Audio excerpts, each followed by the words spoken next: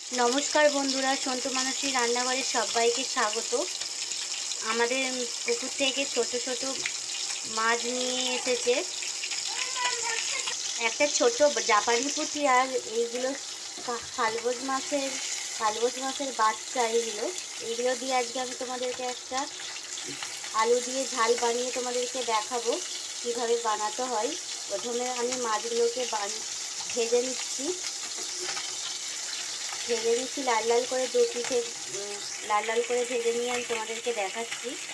আর এই পাশে আমি মোটা মোটা করে আলু কেটে নিয়েছি আর টমেটো কেটে নিয়েছি।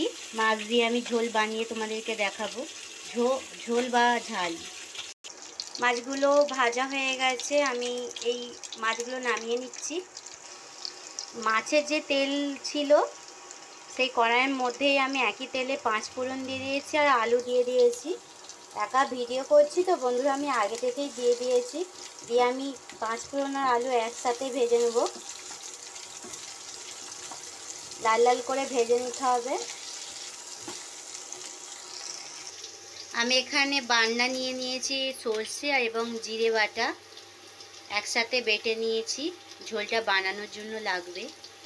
আমি এখানে আলুটা হালকা ভাজা হয়ে গেছে, আমি এর মধ্যে এবার টমেটো কুচিটা দিয়ে দিলাম। টমেটো কুচিটা দিয়ে আমি ভালো করে একটু ভেজে নেব।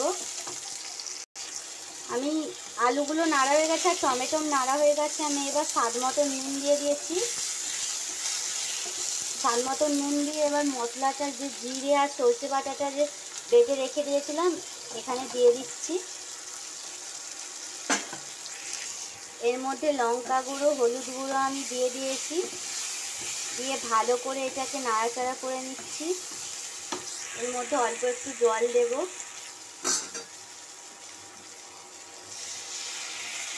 জল দিয়ে ভালো করে আমি এটাকে কষিয়ে নেব।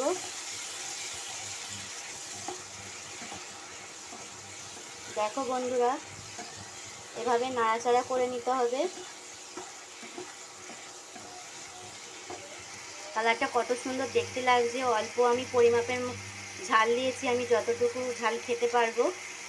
এবার আমি আলুটা সেদ্ধ হওয়ার জন্য জল দিয়ে দিচ্ছি। মশলাটা কষানো হয়ে গেছে, জল দিয়ে দিলাম আলুটা সেদ্ধ হওয়ার জন্য। আমি চাপা দিয়ে দিচ্ছি ঢাকনা। আলুগুলো সেদ্ধ হয়ে গেছে, আমি এবার মাছটা দিয়ে দিচ্ছি।